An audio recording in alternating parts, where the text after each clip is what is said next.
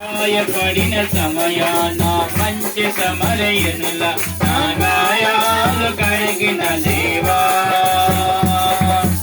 ఆకలైన వేళలో ఆహారమిచ్చి నన్ను పోషించావు దేవా,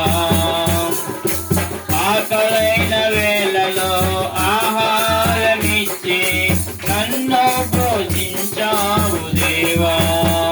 నిన్ను ఎడవను ఎడబాయను నా యేసయ్యా, దినమెల్లని పాడినా కీర్తించినా నీ రుణము నీ తీర్చగలనా, కొనియాడి పాడి నీ సాక్షిగాని పిల్లలు జీవించనా.